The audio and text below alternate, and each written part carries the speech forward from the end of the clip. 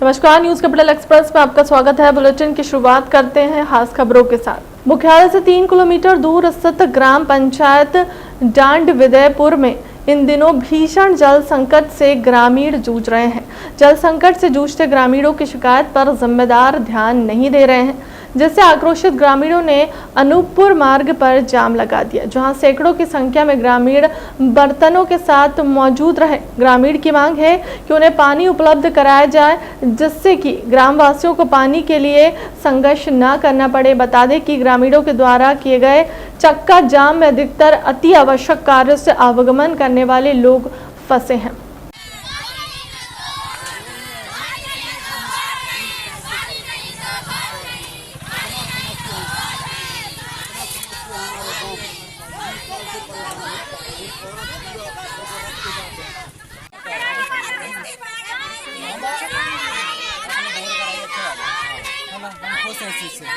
लेकिन हमारी परमानेंट व्यवस्था हो जाएगी ये भी जानते हैं, लेकिन कब होगी।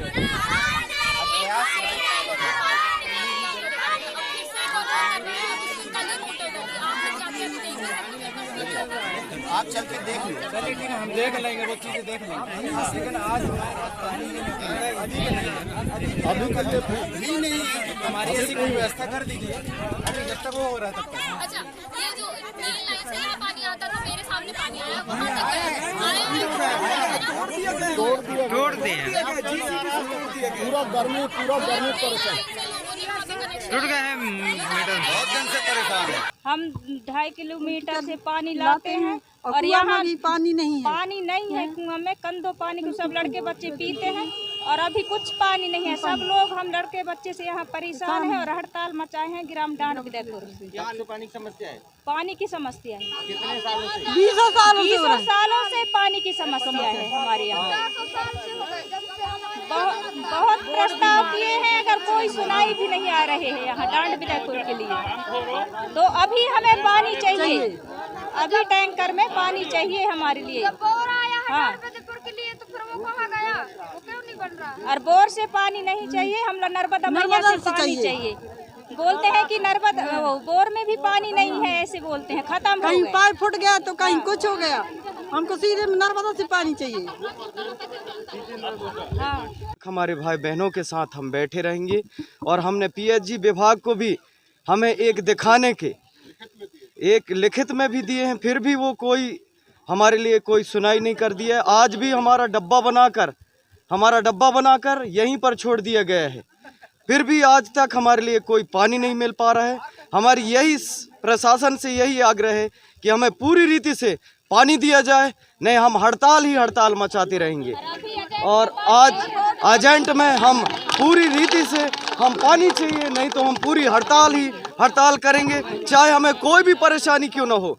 हमारी डांड विदयपुर में हमारी पूरी रीति से हमने सोच रहे थे कि हमें पानी मिले, लेकिन आज हमने रोड में उतर गए, हम चक्का जाम ही करेंगे।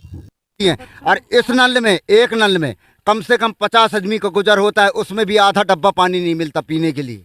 हम चिखला गली में जाते हैं कुआं में, हम ये नहीं 20 बार हमने शिकायत किए हैं, हमारे पास आवेदन है, कागज़ है, हमने पेश किए हैं, कलेक्टर साहब को भी पेश किए हैं, हम थाने में भी पेश किए हैं, सबको किए हैं। और हम बिट्टियाई साहब को भी बोले हैं कि सर ऐसे ऐसी समस्या है, और अभी भी अगर परेशानी होगा तो हम पूरे जनता जाके अभी कलेक्टर के पास जाएंगे या तो थाने में जाएंगे। हमको पानी की समस्या है, हम इसके निराधार करेंगे। अभी हम ये शब्द बोले हैं तो हमको पानी मिला है, उसमें भी पूरा लाइन अभी बंद करके दिए हैं। पानी आपके सामने है, थोड़ा सा पानी ये चल रहा है। मैं रंजीत सिंह गुद्दे, सैनिक 146 नंबर। जी हाँ, आज ग्राम डांड विदयपुर में लोगों ने पानी की समस्या को लेकर के मार्ग अवरुद्ध किया है, जिस पर पुलिस बल मौजूद है, लोगों को समझा रहे हैं। उनकी समस्या का निराकरण करने हेतु संबंधित विभाग को बुलाया गया है। समस्या का निराकरण शीघ्र किया जाएगा। इंदौर में देर रात चंदन नगर क्षेत्र में बच्चों को झगड़े में बड़े आमने सामने आ गए और एक पक्ष ने दनादन दूसरे पक्ष पर गोलियां चला दी, जिसमें एक महिला की मौत हो गई, जबकि उसका बेटा गंभीर रूप से घायल हो गया है। शहर में आचार संहिता लगी हुई है, उसमें इस तरह की घटना पुलिस के लिए चुनौती बनती जा रही है। घटना चंदन नगर क्षेत्र के गीता पैलेस की है। यहाँ बच्चे में विवाद हुआ था, जिसमें परिजन आमने सामने आ गए और दरअसल गीता पैलेस क्षेत्र में रहने वाली सन्नो पति सफीक खान का पोता और घर के सामने रहने वाले जफर के बच्चों में विवाद हुआ था। ये थाना चंदन नगर क्षेत्र में एक सूचना प्राप्त हुई थी पुलिस को थोड़ी देर पहले कि एक यहाँ पे गोली चली है। तत्काल पुलिस ने रीच किया, ये हमारे थाना प्रभारी और पूरी टीम यहाँ पे आई, इसका एसीपी हम लोग भी सभी लोग आए हैं। इसमें घटना जो है मुख्य रूप से बताई गई है, इसमें एक महिला को गोली लगी थी और संभवतः उसकी डेथ हुई अभी पता चला है। एक अन्य को जो है पाँव में गोली लगने से घायल हुआ है और उसकी हालत ठीक है। आरोपी जो है इसका जफर है, उसके अन्य साथी भी हो सकते हैं। अभी प्रारंभिक स्टेज की जानकारियां प्राप्त हुई हैं उससे ऐसा पता चला है कि ये यहाँ जो जिनको गोली लगी है उनके बच्चे का सामने जो आरोपी मुख्य आरोपी जो बताया गया है उसके किसी रिलेटिव के बच्चे का आपस में इनका विवाद हो रहा था। उस विवाद में कुछ जुआ झटकी हुई होगी, उसी समय इसका आना हुआ और इसने सडन झगड़े में फायर किया है। डिटेल जानकारियां निकाली जा रही हैं, डिटेल लोगों से पूछताछ और कथन वगैरह ले रहे हैं। आरोपी की भी लोकेशन अभी मिली है, तत्काल हमारी टीम रवाना हुई है। बहुत जल्दी हम लोग आरोपी गिरफ्तार कर लेंगे, पूरे मामले का खुलासा कर देंगे। जिस प्रकार की घटना हुई निश्चित तौर पर ये एक गंभीर अपराध है और अपराध को अपराध की तरह ट्रीट किया जाएगा। सख्ती से इसमें पूरी कार्रवाई की जाएगी और इसका बाकी और किसी चीज से लेना देना नहीं है। पीतमपुर निवेश क्षेत्र में किसानों की सहमति से लैंड पूलिंग स्कीम के अंतर्गत 500 हेक्टेयर भूमि लिए जाने के प्रस्ताव को कैबिनेट ने मंजूरी दी है। लैंड पूलिंग स्कीम के तहत होगा काम। 50% राशि किसान को नगद और 80% की राशि के बराबर मूल्य की विकसित भूमि दी जाएगी। इसमें किसानों को 153 करोड़ रुपए का मुआवजा देना होगा। प्रदेश में लैंड पूलिंग का देश का अपना अलग प्रकार का एक मॉडल होगा। किसान भी उस संस्था में भागीदार होंगे जो उद्योग है। अभी एक ऐसा कभी नहीं हुआ, पहली बार मध्य प्रदेश में किसान के साथ न्याय किया है। दतिया जिले में भांडेर विधानसभा के लिए 330 मेगावाट सौर ऊर्जा परियोजना लगाने की अनुमति कैबिनेट के द्वारा दी गई है। ये अपने आप में बहुत बड़ा प्रोजेक्ट है जो दतिया जिले में लगने के लिए जा रहा है। दतिया जिले में भांडेर विधानसभा के लिए 330 मेगावाट सौर ऊर्जा परियोजना लगाने की अनुमति कैबिनेट के द्वारा दी गई है। ये अपने आप में बहुत बड़ा प्रोजेक्ट है जो दतिया जिले में लगने के लिए जा रहा है। इसमें कंपनी को उक्त भूमि पर 83 मेगावाट की क्षमता का सौर ऊर्जा परियोजना स्थापित करने का प्रस्ताव दिया है और एक पृथक एसपीवी का गठन भी इसके लिए किया जाएगा। औद्योगिक क्षेत्र टेक्सटाइल पार्क आचारपुरा जिला भोपाल की भूमि विविध उद्योगों के लिए उपलब्ध कराए जाने संबंधी प्रस्ताव भी आज कैबिनेट के द्वारा पास किया है। इंदौर पीतमपुर इन्वेस्टमेंट रीजन अंतर्गत जो अधिसूचित क्षेत्र में औद्योगिक विकास के द्वितीय चरणों में किसानों से आपसी सहमति के आधार पर 2021 से 23 तक में 500 हेक्टेयर भूमि किए जाने बाबत, मैं इसको अगर दूसरे शब्दों में आपके माध्यम से कहने की कोशिश करूंगा तो ये लैंड पूलिंग का ये देश का अपना अलग प्रकार का मॉडल होगा। इसमें किसान भी उस संस्था में भागीदार हो जाएगा। जो उद्योग है जो भी लगेगा, अभी तक ऐसा कभी नहीं हुआ, पहली बार मध्य प्रदेश ने ये किसान के साथ न्याय किया है और इसलिए बहुत महत्वपूर्ण निर्णय है। जो भूमि दबंगों से, भूमाफियाओं से, अतिक्रमण कारकों से छुड़ाई गई है, वो भूमि गरीबों को आवास के लिए, आंगनवाड़ियों के लिए, स्कूलों के लिए दे जाए, ऐसा निर्णय किया है। जो प्रदेश में प्राइवेट बसें संचालित हो रही थी और कोरोना के पीरियड में लॉकडाउन जब था उस समय वो बसें बंद थी, तो 130 करोड़ रुपया आज मध्य प्रदेश की सरकार ने उन बसों का जो देय मासिक वाहन कर था 130 करोड़ रुपए की छूट मध्य प्रदेश की सरकार के द्वारा इन बस मालिकों को प्रदान की गई। जबलपुर में अपने निजी कार्यक्रम में पहुंचे प्रसिद्ध फिल्म अभिनेता गोविंद राजपूत से हमारे जबलपुर के संवाददाता वाजिद खान ने विशेष चर्चा की। साथ ही उन्होंने जाना है कि फिल्मी जगत में मध्य प्रदेश के एक छोटे से जिले सागर से आने के बाद उन्होंने किस प्रकार से अपना संघर्ष फिल्मी जगत में किया और इस मुकाम तक पहुंच पाए। आइए सुनाते हैं फिल्म अभिनेता गोविंद नामदेव को, जानते हैं किस प्रकार उन्होंने अपने जीवन में संघर्ष करते हुए एक खास मुकाम हासिल किया है, किस प्रकार से पाया है। फिल्मी दुनिया में गोविंद नामदेव किसी की पहचान के मोहताज नहीं है। कल रात को आया था मैं और काफ़ी गैप हो गया था, लॉकडाउन के बाद मिल नहीं पाए थे, तो जैसे ही बहाना मिला हमको मौका मिला और आ गए हैं।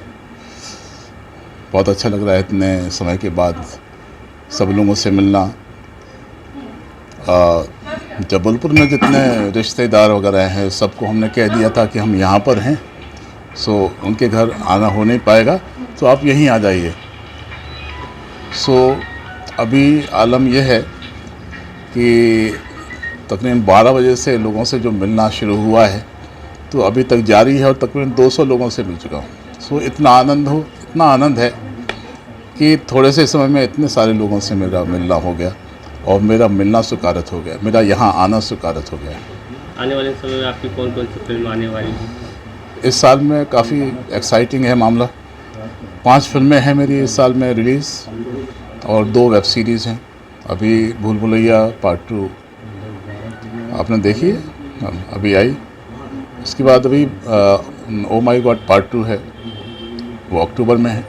और उसी के साथ अक्टूबर में ही वो लड़की है कहाँ, तापसी पन्नू वगैरह ये लोग हैं, सिद्धार्थ रॉय कपूर की फिल्म है वो है। उसके बाद फिर दीपक मुकुट की फिल्म है बाल नरेन। उसके बाद एक और फिल्म है, उसका नाम है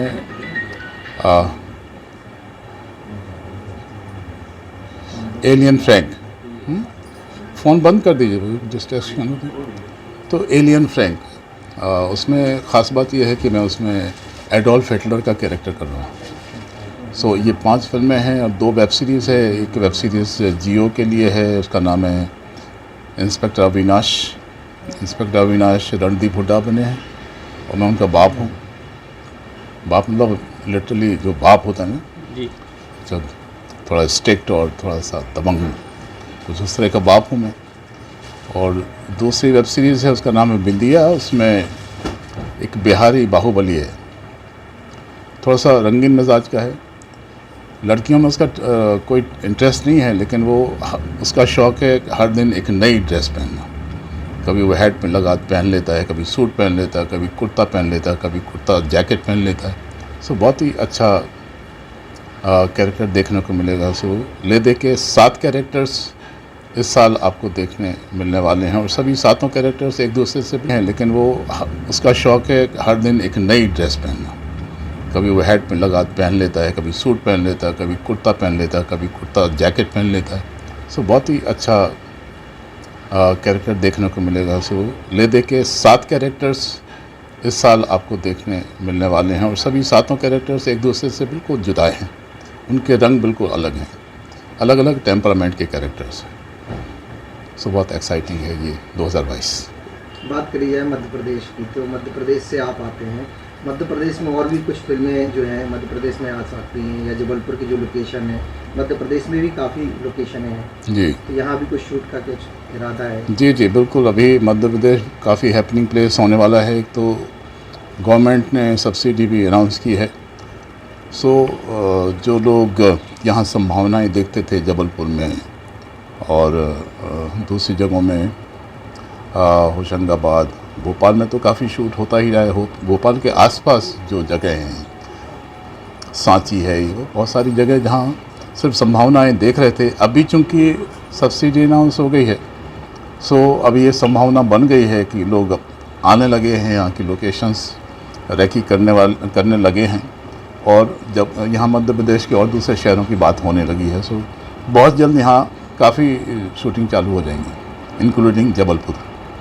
मध्य प्रदेश की जनता के लिए क्या आपके लिए संदेश रहेगा, और जबलपुर की खास तौर पे जो संस्कारधानी है उनके लिए क्या मैसेज है?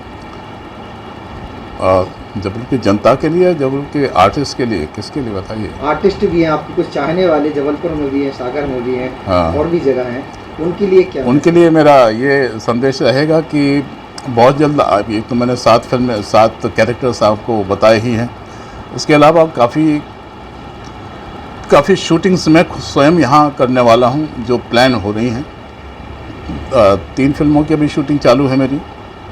एक फिल्म का नाम है गांधी टॉक्स, उसमें सभी साउथ के बड़े दिग्गज आर्टिस्ट हैं। अरविंद स्वामी हैं उसमें, और विजय सेतुपति हैं, और हयाद्री, क्या नाम है, हयाद्री हीरोइन। वो हैं। कहने का मतलब है कि एक ये फिल्म है, और दूसरी फिल्म है बॉम्बे डॉन, उसकी शूटिंग चल रही है। तीसरी अभी हम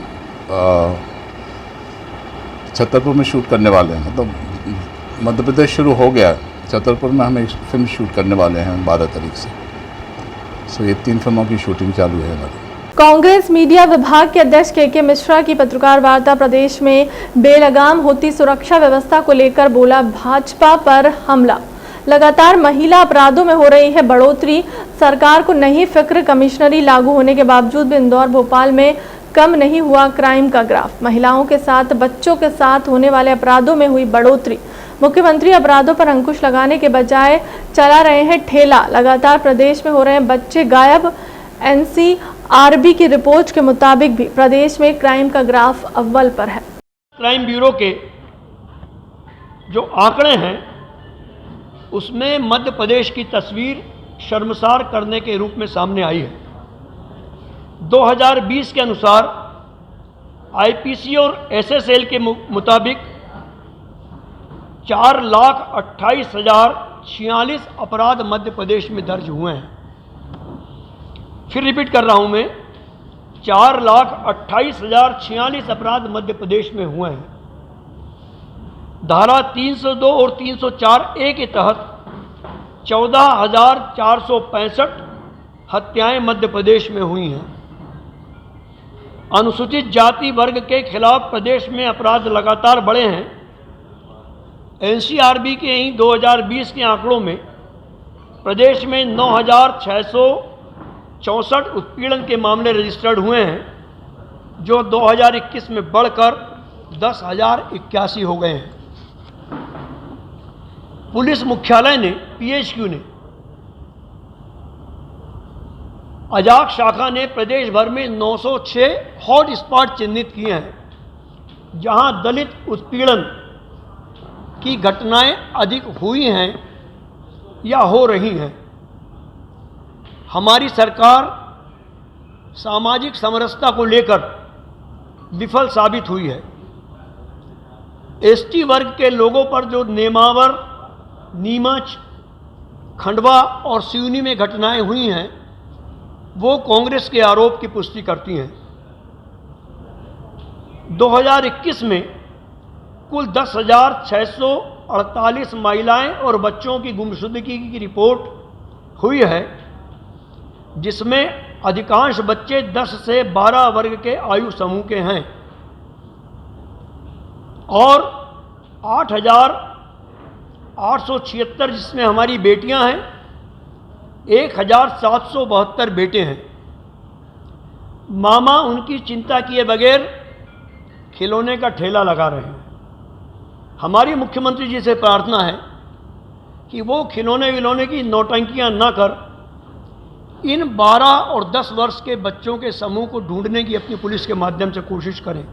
इसमें 52 जिलों में औसत 29 बच्चे, 24 लड़कियां और 5 लड़के प्रतिदिन लापता हुए हैं।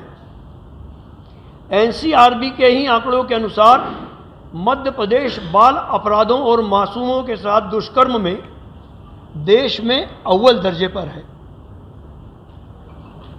और मध्य प्रदेश सबसे असुरक्षित प्रदेश है, जहां प्रतिदिन 46 बच्चे हत्या, दुष्कर्म और अपहरण जैसे गंभीर मामलों के शिकार हुए हैं। प्रतिदिन करीब 6 मासूम बच्चे इसके शिकार हो रहे हैं और बच्चों के खिलाफ होने वाले अपराधों की दर 59.1% है। यह तस्वीर मध्य प्रदेश का दुर्भाग्य कही जाएगी। माननीय मुख्यमंत्री जी अपने कथित सुशासन पर गर्व महसूस कर रहे हैं। इश्तिहारों में मध्य प्रदेश को सबसे बेहतर प्रदेश बताने की कोशिश करते हैं, मगर हमने इन प्रामाणिक आंकड़ों के माध्यम से उस फरेबी तस्वीर को उजागर करने की कोशिश की है। और ये न केवल कोशिश है बल्कि सरकार को आईना दिखाने का माननीय कमलनाथ जी के नेतृत्व में कांग्रेस का एक प्रयास है। हम आपसे प्रार्थना करना चाहेंगे कि कम से कम यह तस्वीर जिससे आप और हम खुद या हमारी माँ बहनें, हमारे पिता, हमारे भाई, हमारी बच्चियाँ असुरक्षित महसूस कर रही हैं, सरकार को आईना दिखाने के लिए आप भी हमें सहयोग करेंगे तो मैं सोचूंगा कि आप लोकतंत्र के चौथे स्तंभ का एक न केवल धर्म निभाएंगे बल्कि प्रतिपक्ष को भी मजबूती देंगे। धन्यवाद। रीवा में मंगलवार की सुबह हुए भीषण सड़क हादसे में एक ही परिवार के 3 सदस्यों की दर्दनाक मौत हो गई है। मृतक की पहचान रीवा के नईगढ़ी निवासी आदिवासी परिवार के देवर सहित 2 भाभियों के रूप में की गई है। देवर अपनी भाभियों को लेकर बहन से मिलने शहर आ रहा था, लेकिन शहर पहुंचते ही बहन के मिलने से पहले मौत से मुलाकात हो गई और अचानक हुए सड़क हादसे में युवक सहित उसकी दोनों भाभियों की मौत हो गई। दरअसल सड़क हादसे में एक ही परिवार के 3 सदस्यों की मौत का मामला रीवा शहर के रथरा बाईपास का है। आज सुबह करीब 8-9 बजे के आसपास की बात होगी और एक परिवार में बैठे लोग जो बल समाज के थे मोटरसाइकिल में जिसमें एक पुरुष और 2 महिलाएं थी, वो रीवा की तरफ आ रही थी। पीछे से एक डंपर आया, इसमें मुरम मिट्टी कुछ लोड थी। पीछे से उसने टक्कर मारी मोटरसाइकिल को और उसके ऊपर से मोटरसाइकिल के ऊपर से वो डंपर निकल गई, जिससे मौके पे 1-2 लोगों की मौत हो गई। उसके बाद हॉस्पिटल ले जाते समय तीसरे व्यक्ति की भी मौत हो गई। इसमें एक व्यक्ति और 2 महिलाओं की मौत हुई है और डंपर वहाँ से फिर टक्कर करके भाग गया था, जिसको पुलिस ने ग्रामीणों की सूचना के आधार पर पकड़ लिया है। डंपर के चालक मालिक का पता लग गया, पुलिस उनकी पकड़ में लगी हुई है और जो शव थे उनको अस्पताल भेज दिया गया है। शव की पंचनामा की कार्रवाई की जा रही है, परिजन उनके आ गए हैं। इसके साथ साथ पुलिस और प्रशासन के अधिकारी सभी उसमें उस परिजन को राहत राशि दिलाने के लिए जो संभव हो सकता है उसके लिए प्रयास कर रहे हैं। और दुखद घटना है निश्चित रूप से, और जिस तरह की वो बाइक से टक्कर हुई है वो बड़ा ही भयावह दृश्य था उस समय, जिस तरह से वो हुआ था। लेकिन उस समय मौजूद लोगों ने और पुलिस को सूचना देकर पुलिस के उन अधिकारियों ने बहुत अच्छा काम किया। CSP साहब भी हमारे मौके पर तत्काल पहुंच गए थे, फिर उसके बाद थाना प्रभारी सामान और कोतवाली की टीम पहुंच गई थी। उन सभी ने मिलजुल के सभी सबों को वहां से मर्चुरी पहुंचाया और जहां पर उनकी कार्रवाई की जा रही है। आगे भी ऐसा लोगों से अनुरोध है कि कभी इस तरह की कोई दुर्घटना होती है तत्परता से घटना में घायल लोगों की मदद करने का प्रयास करें, पुलिस और आई एम्बुलेंस का मदद करने का प्रयास करें। धन्यवाद। जबलपुर पुलिस अधीक्षक कार्यालय अपनी आप बीती बताने पहुंची महिला रुबीना अंसारी ने बताया कि तेड़ी नीम में रहती हैं। उन्होंने बताया 30 मई को लगभग 7-8 बजे मैं अपने घर पर अकेली थी, तभी मेरे घर पर हसीब उर्फ हल्का डेफिनेट छोटा नसीम और उसके 8 से 10 साथी लोग आकर मेरे पति के बारे में पूछा। मैंने कहा वो घर पर नहीं है। फिर उन्होंने गाली गलौज किया और मेरे घर पर मेरे से मारपीट करी और मेरे घर के अंदर सामान तोड़फोड़ कर बाइक भी तोड़ दी और मुझे और मेरे घर वालों को जान से मारने की धमकी देकर चले गए। हम SP ऑफिस आए। क्या समस्या है आपकी? सर एक हसीब गुंडा करके है, हसीब हकला जी, हमारे घर के अंदर घुस गया, मारा पीट। ये 30 तारीख को रात में वही 8:15 बजे मैं कपड़े चेंज कर रही थी, दरवाजे खटखटाया, हमने बोले कौन है, बोलते मैं हसीब। उसके बाद इसने मेरे को धक्का दिया, साथ में माउजर भी लिया रहा। उसके बाद मेरे घर के अंदर घुसा, तोड़ फोड़ करा।